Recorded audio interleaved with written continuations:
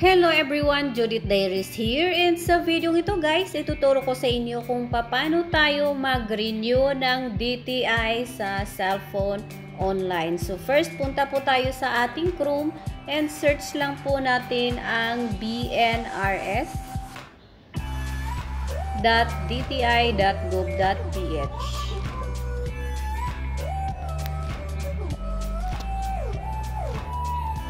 So, click natin itong business name. Piliin lang natin ang renewal.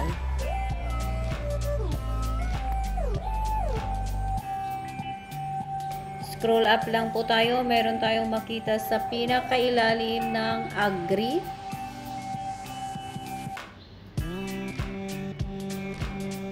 So, andito na tayo guys. Kailangan po natin ang reference code. So, saan po natin makikita yung reference code?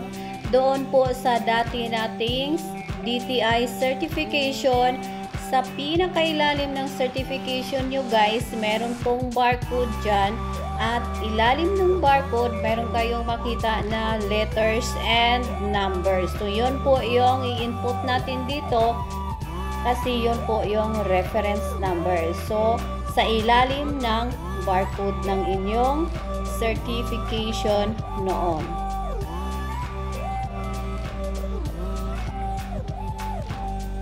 Search lang po natin.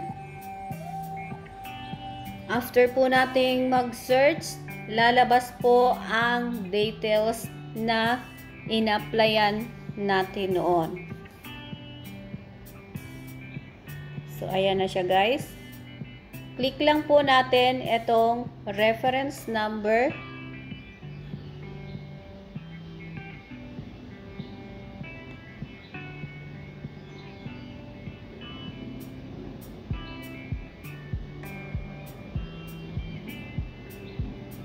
So, andito na tayo guys.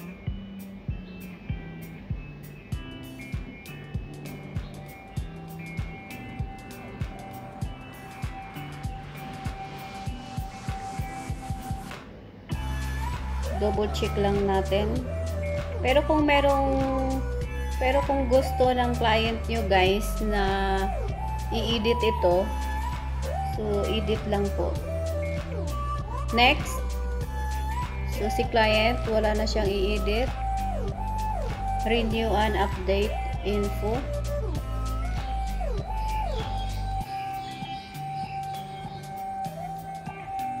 Okay, confirm and proceed.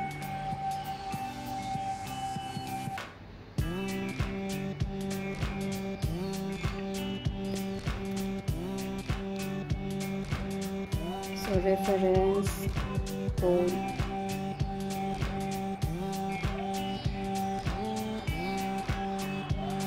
Okay na to.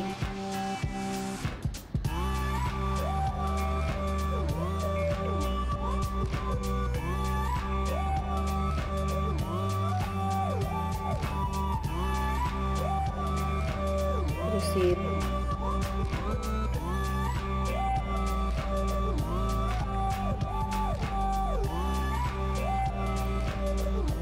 Nandito tayo sa payment.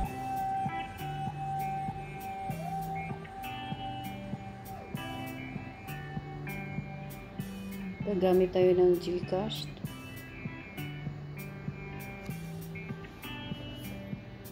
Proceed payment.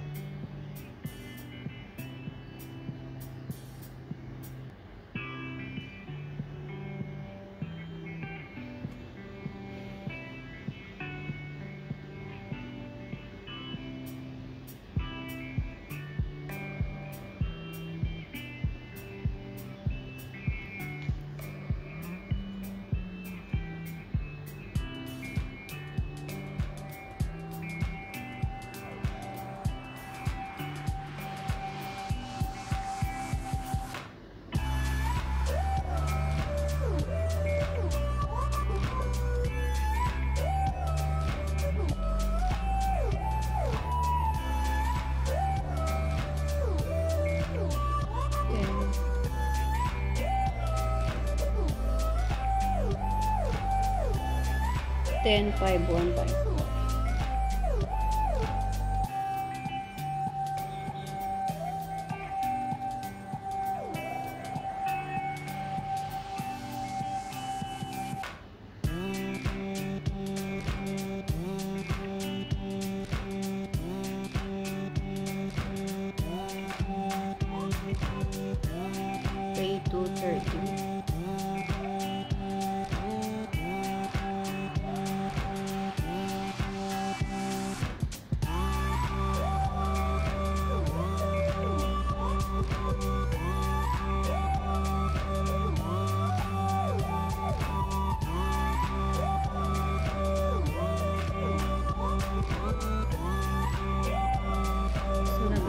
natin guys. Andito na tayo. Verification code. Doon sa email pala na ginamit natin kanina.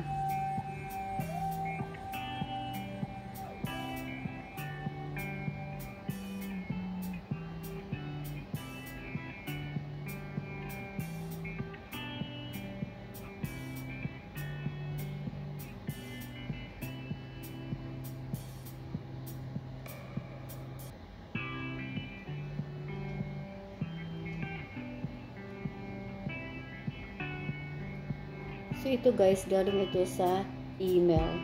Verification code galing sa email. Proceed natin.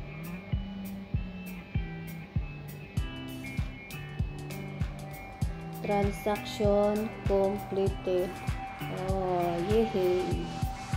So, successful na ang ating renewal.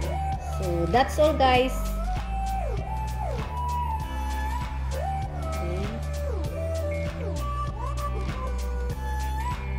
So, kukunin natin ang ating resibo. So, certificate.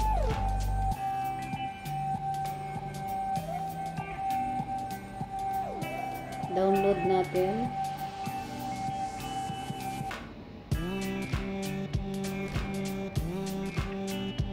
Lagay natin sa notes. Just once.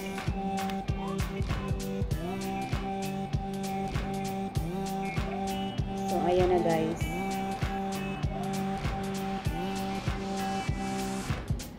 Okay, so that's all guys. Sana po ay may natutunan kayo sa video ito. And once again, kung bago pa kayo sa aking channel, please don't forget to subscribe my channel and click the notification bell para magiging updated kayo sa next video na gagawin ko.